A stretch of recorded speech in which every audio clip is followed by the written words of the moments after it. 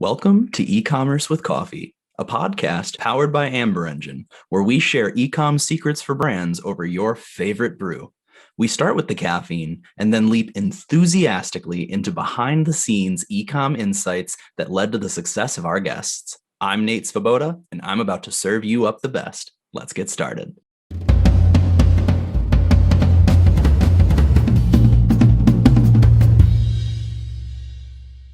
Welcome to this episode of E-commerce with Coffee. Today I'm speaking to Yoni Kozminski. He's the founder and CEO of MultiplyMii and Escala, which are respectively a consulting firm for e-commerce and Amazon agency or brands, and also a staffing and recruiting firm. So he kind of handles both pieces of that massive puzzle that, lots of brands are focusing on today. So anyway, we're going to be talking a lot today about scaling a brand and really what his experiences have helped to form the processes his teams employ. So anyway, Yoni, welcome to the show today. Nate, it's an absolute honor to be here. I've got to say, from all the podcasts I've been on, you have to have done the most in-depth and most really hardcore research. And I can't tell you, as someone coming on, for anyone that's going to put in that level of effort and energy and really do their work, the way you nailed my name as well, can I just say you're probably the first person ever to actually get it in one without asking me the question. So, mate, really, just very grateful to be here sitting with you and chatting. No, I appreciate that. And, I'd love to take all the credit for that. But LinkedIn has that nice feature now where you can put your name pronunciation. So, I'll totally plug that. But no, I appreciate the praise. I'm really excited to chat with you today. I mean, you've worked with some massive brands. I mean, maybe can you list out some of the notable, companies that you've worked with previously? Yeah, sure. So my background was in creative advertising and digital marketing. So, while my focus today is on e-commerce, historically it was just digital marketing. So I used to do strategy for the likes of Sony, Mastercard, Mercedes-Benz, Medtronic, Mondelez, which is a multi-billion-dollar conglomerate out of Europe that most Americans aren't familiar with, but makes some of the best chocolate in the world. So that was really my history growing up in this space, so to speak. Okay. And it's interesting. I mean, for those of our listeners who've never heard of MultiplyMii or Escala, it's interesting the cooperative relationship that you've built, right? You help identify talent for businesses, and then you're also actually helping put people into positions and help with the process, the operation, et cetera. Can you talk to me a little bit about how you identified those different needs and, put the two together? For sure. Well, I think it's probably helpful if I share, after that journey for about a decade in creative advertising, digital marketing, that was web development and design, social content production and strategy, and all of those pieces, which are fundamentals of running any online business today.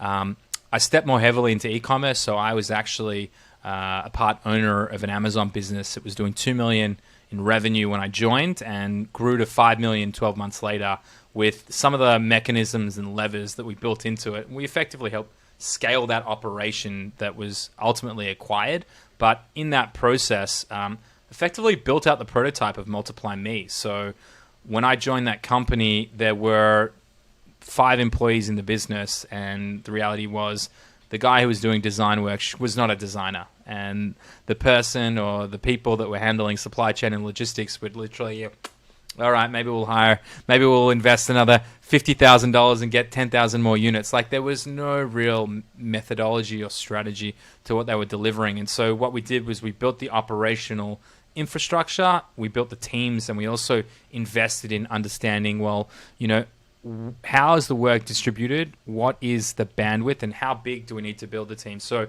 I found the incredible talent that exists in the Philippines through that experience, and that led me into MultiplyMii. So if you fast forward, this is now 2 years on since MultiplyMii started, and Escala shortly after that. We find executive level talent, so everything from project managers to designers to copywriters to inventory, logistics specialists, you name it, anything around the e-commerce ecosystem, we'll identify that talent. We do spend a lot of time headhunting them, and we help with the onboarding process too and the overarching management. So we handle payroll and healthcare and social security, HMO, PhilHealth, 13th month, all the things that are statutory mandated benefits in the Philippines. We take care of, I would call it the messy work. It's the things that people don't really want to touch, but it's the things that help get you the best talent. So that's MultiplyMii. And Escala, our process improvement consulting practice, That is where we deploy, and we have our own maturity analysis and framework around how systemized an e-commerce business is based on 3 factors: people, process, and technology. And what we'll do is we'll identify the gaps and the bottlenecks, and then we'll build a future state. We'll look to understand how we can optimize this, and then we'll build out the SOPs, the training videos, all of the documentation, and then we'll integrate it into a project management tool. So the 2 of these, and I'm sure I sort of picked up a little bit before, Nate, but I'm going to tell you why those are 2 separate businesses as opposed to just having one. And the reason why we split them, originally we were sort of, MultiplyMii came first and then Escala. And originally was it going to be MultiplyMii staffing and MultiplyMii consulting. And what we realized was that the maturity of the landscape of the market wasn't ready for a company like Escala. It's really people who have a few more gray hairs than even me, and definitely you know, both of us probably put together. Those are the guys and girls that really understand what true process improvement management consulting is. Those are our team comes out of EY and Accenture and Deloitte, and to typically engage companies like that, you're investing literally millions of dollars. So we split them because MultiplyMii would be attractive to everyone. Understands what offshore talent is, and it's not a new concept. The way we approach it and how specialized we are in the niche definitely is a point of difference, but Escala is altogether different. So we work with clients that are doing anywhere from 2 to north of $100 million in revenue on the Escala side, and we can work with smaller businesses on the MultiplyMii side as long as they're ready to bring on full-time talent.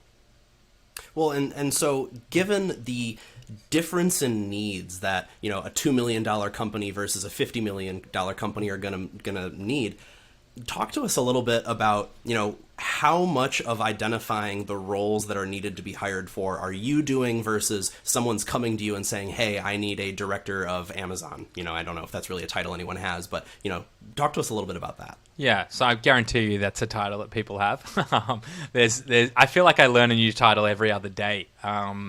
We were just talking before we hit record, but I thought we would bring on the director of marketing, and it turns out he's the chief growth officer. That's the title. So to answer your question, on the MultiplyMii side, a lot of people will come to us and say, I need a director of Amazon. I need a director of marketing. I need a head of this.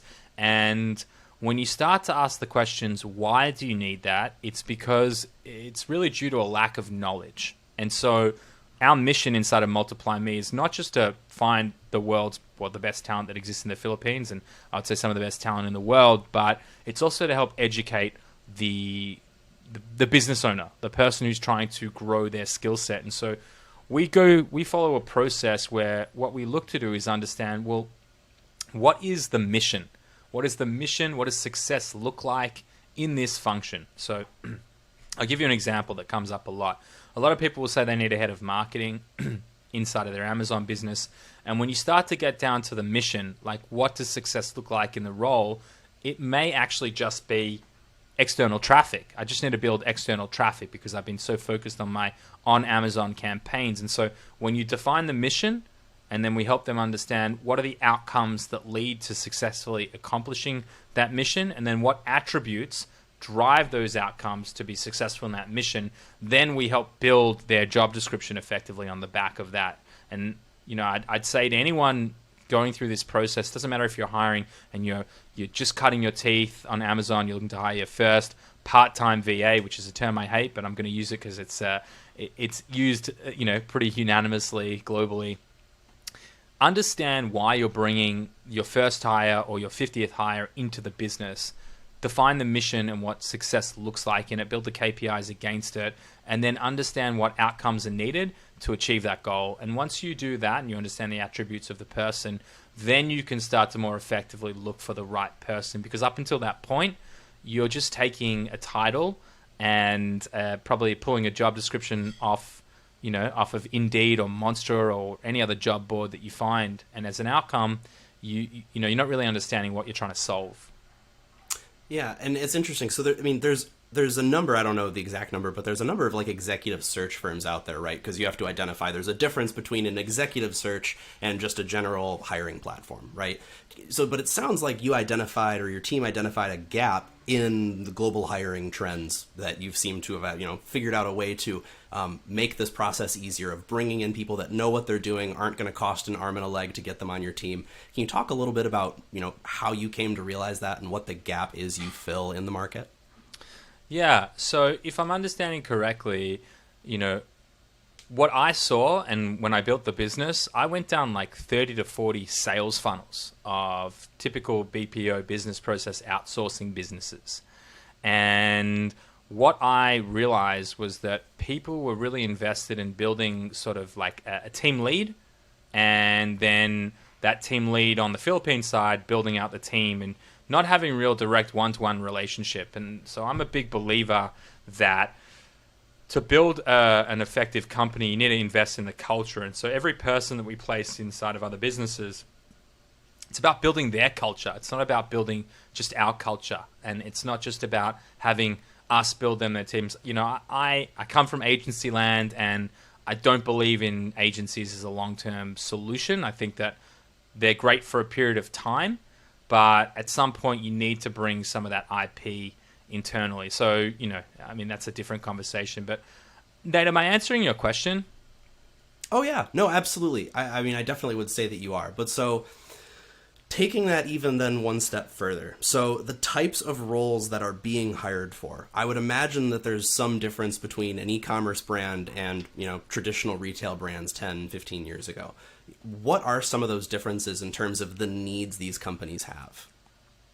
For sure. It's a totally different ecosystem today when you talk about e-commerce brands. Just if you look at what is being delivered. So I'll take you back to marketing. So titles that didn't exist before, like we just had a conversation today. I was talking about how a structure would be like inside sales that moves into, the actual sales team and how that works. 10 years ago, that was a normal way in which you'd build out specific teams for, maybe not brick and mortar, but yeah, maybe aspects of brick and mortar when you talk about channel distribution. But now you're looking at customer success. Now you're looking at roles like chief revenue officer. Now you're looking at CX, customer experience. You have a whole new ecosystem of roles where they didn't exist before. Like I have multiple UX UI dedicated designers inside of our business, which, honestly, 5 years ago, UX UI design wasn't even really, it wasn't as hot as it is today, because our entire relationship, our entire interaction happens digitally. So the investment that you place on your website, on what that experience looks like, email marketing specialists, sequencing around that. These things didn't exist. Definitely 10 years ago, they didn't exist. Having real dedicated, think about it like funnel specialists and chatbot specialists. Like there are so many roles that pander toward the digital experience that didn't exist before. And so, there's no surefire way of how do you build out the team and what role comes next. That really is a business to business experience. But I'd say, when you're looking through that process, really understand what are the things that you can move off the table away from you that creates the most drag and the least amount of value creation by you, the individual owner, or the key person. You want to have the most important people working on the most important things, not the most urgent. Right, and I think it goes back to what you said earlier about figuring out what is the goal you're trying to achieve and what are the things I need to do to achieve that goal. And at the end of the day, we talked about all these new tools and methods and whatever that are available today but weren't up until recently. And so there's all these skills that weren't even existing 5-10 years ago. So roles and titles are cheap, and whatever somebody's going to be called doesn't matter. It's more the skills that they're performing. So talk to us a little bit about, the businesses as they come to work with you, right? They hit a point where they realize they need help. Or maybe they don't realize they need help and someone's coming in externally and telling them that. What are some of the indicators a business has that tells them they are ready to scale? They're ready to begin engaging with you, or, I'll digress there. Yeah, that's a great question, and one that I should probably stop to think about and answer more frequently. But I would say some of the key drivers or some of the key insights. If I look at the typical, let's take the Amazon seller experience. Usually, what happens is you get to this magical number of sort of 1.5 to maybe even 3 million in revenue, and you had this superhero founder who was really attacking absolutely every aspect of it. And at some point in time, we all have 168 hours in our week, and there's just not enough hours in the week to achieve all of the different delivery expectations and outcomes that you need. So I think it's when the sellers typically get to a stage of burnout, or to be quite frank with you, Nate, we're working with sort of larger and larger businesses. We work with a lot of aggregators today. So I think for them, it becomes, when do they have some of their key heads in place so that the senior management can build out the sub teams, and that's when you start to really scale. So I would say, depending on where you're at, so if you're feeling burnt out, you're feeling that you're trying to attack everything and you are your business, that's usually a pretty key indicator that it's probably time to speak with MultiplyMii. And I'd say on the Escala front, like I said at the start, we broke the two businesses for a reason, because not everyone is going to understand the true intrinsic value it brings as a solution to have all of your processes documented. But the reality is it comes into play so that there's no key linchpin, no individual that is going to make or break your business. Right, you can lose key personnel and maybe you won't move as fast, but you're going to have everything documented and optimized, and you'll actually build a growth and scaling roadmap of who do you need and when do you need them over the next 12, 18, 24 months. And so you really have a blueprint to where you're headed. So, I'd take it all the way back and just say, who do you want to be and how quickly do you want to get there? And that will really dictate how you would leverage a solution like Escala or even MultiplyMii. Yeah, and I think, to your point, not enough people realize how important it is to have documented processes, because you win as a team, you lose as a team, right? You can't have one person who, has all of the access, all the ideas, everything, and then if they leave or if something happens, then you're kind of up the creek without a paddle, sort of. So I guess, I think you already hit on this a little bit, but so, a business comes and works with you. What are some of the biggest challenges that they should expect, or that you tell them to expect as they begin, bringing on this new talent, reimagining their processes? I guess if you had to boil down the top 2 or 3. Yeah. So if I had to boil down the top 2 or 3, I would say that there's, like everything, there's an education process. So while in Escala, we'll build out all the documentation and we'll educate you very clearly, it takes a little bit of time for the team to digest and accept and move forward with these new processes. And so there's always going to be that transitional phase. So I'd say that's probably one of the biggest challenges as well. Before that, though, comes, depending on the way you've built your culture, also comes the fact that, for the first time, you have external professionals from an operations perspective coming in and looking at every single aspect of your business, helping you improve it. And so I think for some people, it can feel a little bit, uncomfortable, right? Like, here I am, minding my own business, delivering work day in, day out. And, depending on the level of sophistication of the business will also dictate, are there KPIs and expectations, and are they driving towards something? So it can be probably a little daunting. Like, one of the things we always say to every client that we engage is, hey, we're here to help. Like, anything that you share with us is all for the betterment of the business and for your career. We want to help put the best people in the best seats and really help everyone excel. So I would say those are probably some of the challenges. No, I appreciate you spelling all that out. And I mean, I imagine the clients you work with appreciate, because you set yourself as a partner there, right? You're in it to help them and make them a success.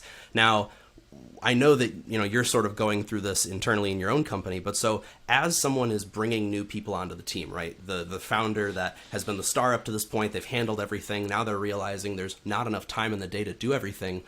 What does it look like for a leader of a business to be removing themselves from the process, right? I guess at what point should they be hands-on versus hands-off? How do they make that determination? Yeah, mate, you're, like I said, I know you're struggling with that yourself, so I'm really interested to hear your idea here. Yeah, the most the most well informed and well prepared host of a podcast I think I've ever sat on. So how do you approach that? So I'd say, and I think that this is a trouble that most entrepreneurs face. You know, like the notion of burnout is a very real thing and something that people really need to. You can't be flying too close to the sun. You know, you need to protect your space and your time. And you know, I'm not a great example of what that looks like. I'm somewhere in between, right? You know, while I look to protect my time, I'm always trying to achieve the next thing and the next thing and really pushing to drive forward. So I think that the first thing is understanding what your strengths are, you know, depending on what stage you're at. So for me, and we talked a little bit about it before we hit record, like there's two things that I love doing. You know, I love finding people to bring into our ecosystem and give them the opportunities that they might never have had elsewhere.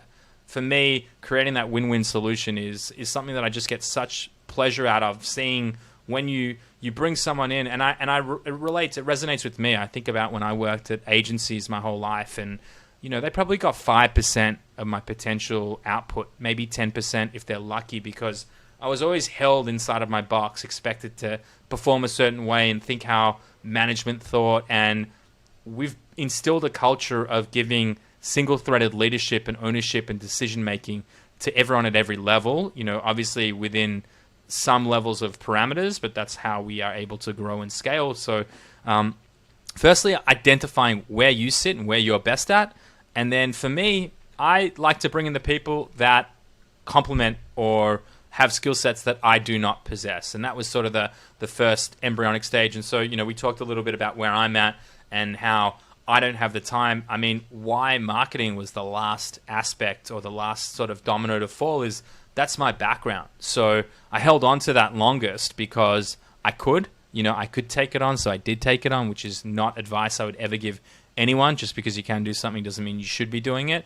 But it had worked up until this point. And what I realized over the last 6 months is we can't continue to perform the way we did to get us to this point. It's not going to get us to the next point. So that's why I have a chief growth officer starting tomorrow, and I brought on a chief of staff, and we're continuing to invest heavily in our people so that we can free ourselves up to focus on the areas that we're going to have the most impact. So if you're going through this process, there's a few things you can take. One is, depending on if you're really small, look at your calendar. Understand how you're investing your time. Mark things that have to be you as a 5, things that don't really need to be you as a 1 or a 2, and really start to build a case for what are the things that I'm energized and passionate about. Those are the 5s and 4s. And what are the things that don't really need to be me or I don't really want to touch. Those are the 1s and 2s. And from there, you can start to design what does the mission look like around those skill sets, not trying to create a VA, but maybe you don't like financials. So bring in a financial controller or, you know, a bookkeeper, depending on the level you're at. So that's one way you could approach it. And then I would say the next is like understanding the core functions of the business. Hire the managers first, bring in their teams, let them build their teams, so that also creates a really positive experience where, you know, I'm handing over a marketing team today, and yeah, they're a brilliant team, but Tom didn't build them. So I'm sure 6 months from now, he's going to want to have influence and probably add several people to the equation. Yeah, it's interesting what you said, right? I think that it's become really cliche for people to talk about, you know, oh, what are my strengths, what are my weaknesses? But it's critical. It's critical to have that level of self-awareness. And then at the end of the day, to your point, bringing in people that complement your skill set. I love that. I really do. So shifting back a little bit, we talked a lot about, you know, how should a business go about scaling? Is it different for an e-com versus a traditional retail brand? You know, if we think in the context of this past year and a half plus that we've had, how has that impacted, if at all, when and how a brand should think about scaling, right? Can I swear on this? Yeah, go for it. No. I was just going to say supply chain is fucked. So when you talk about how and when to scale, there's a lot more compounding challenges that exist, and that's across the board.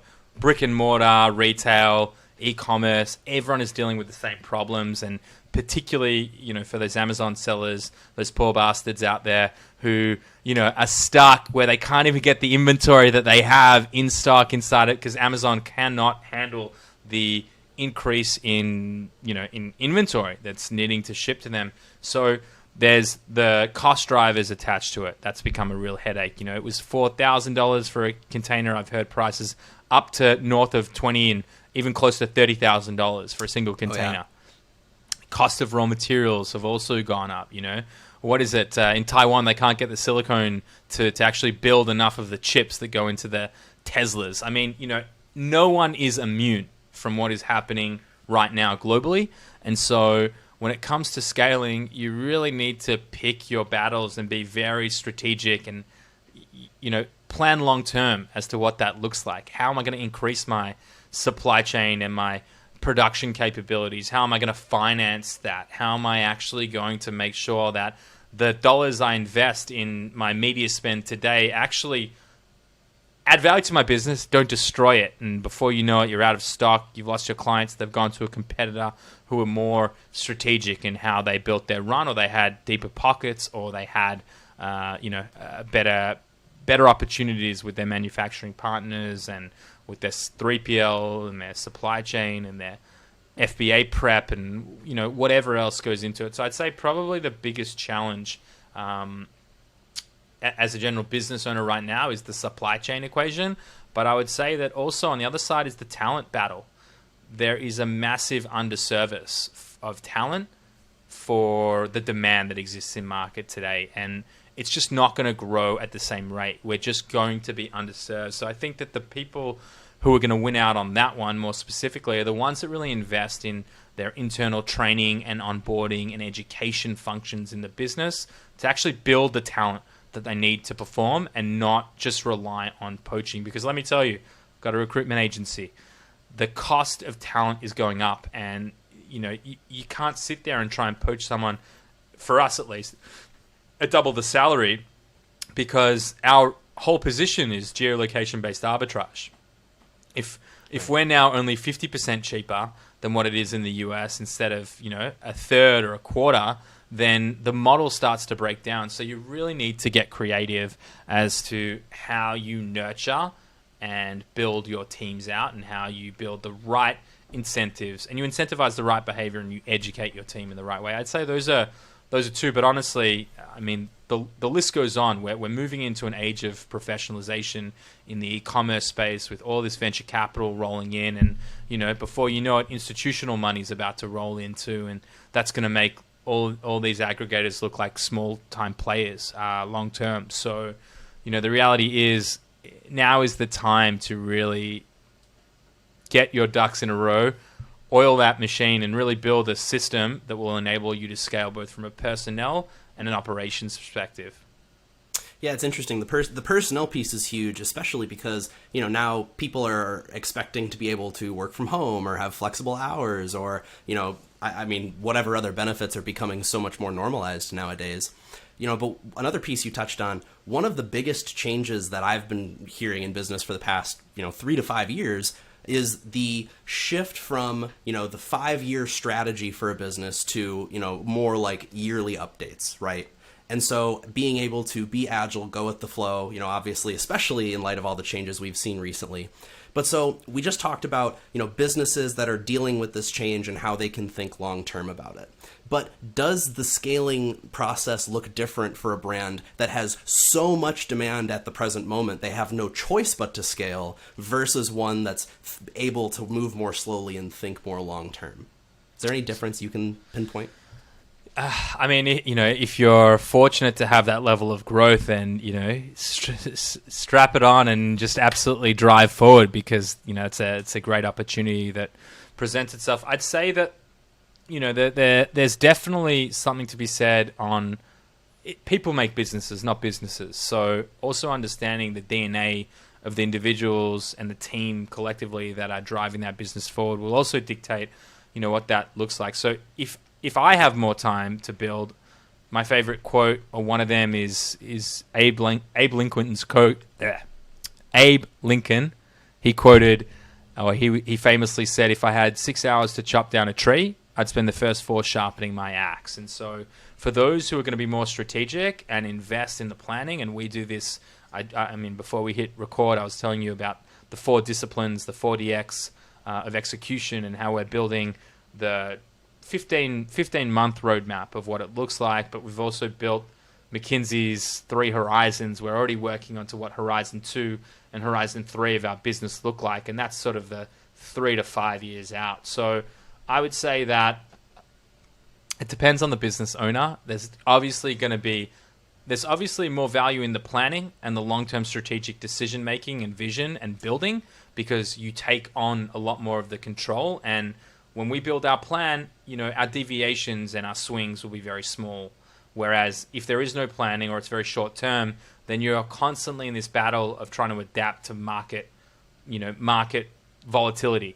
Whereas if you build a hypothesis and you drive toward it, the adjustments are incremental. And I would say as well, like even when I built or when I pitched the team, the initial founding team of MultiplyMii, I put together a business model canvas. It's a 1-page A4 sheet that talks about 7 of the key drivers that make businesses business.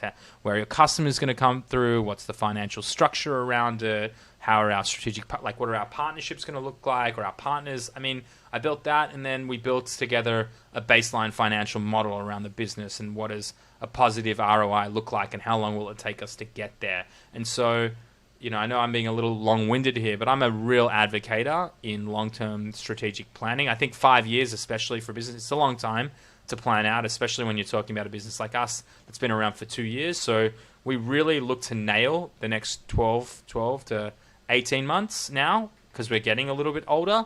But, we're already starting to touch on what does 3, 4, and 5 years look like for us. So, it's very hard to, at least for me, in my experience, what I've been through, is very hard to imagine a 10-year future and your BHAG, your big, hairy, audacious goal of what that looks like.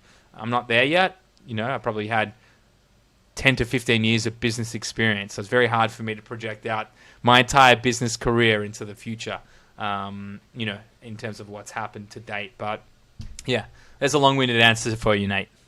No, but I mean, it's important to have the long-term goals, because then the short-term goals are built to move you towards that, right? I mean, in 5 years, you may not be where your 5-year strategy says right now, but you had that vision to set and to strive for, right? So I think that that's still immensely important.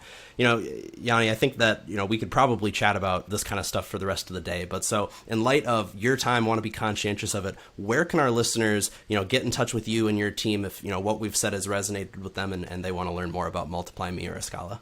Sure. Yeah. If you're looking for MultiplyMii or Escala, I'm sure you probably have show notes, but multiplyMii.com, me spelled M-I-I, and that'll get you a booking call with Kat. She'll walk you through our business and how we can help and the different models and how we deliver solutions. Or Escala, we'll actually get me at the minute, so if you book in there, you'll have a chat with me, and then you'll be ferried off to Lippy, who will actually go in and ask you all the questions around what's actually happening inside of your business. If you want to just connect with me because you want to connect with me, then I'm pretty active on LinkedIn. So Yoni Kozminski, you can find me there, or Yoni at either one of our websites will get me via email too. So yeah, always happy to connect with people who are willing to listen this long into a session with me. Awesome. Cool. Well, we'll make sure to have those in the show notes. Appreciate you sharing them, Yoni. Thanks for having the conversation with us today, and we look forward to having you back soon. Thanks for having me, Nate. That was great. That's it for this episode of E-commerce with Coffee, powered by Amber Engine. If you haven't gotten your fix yet, be sure to get more e-commerce brand secrets on our website at amberengine.com. And don't forget to subscribe for more episodes.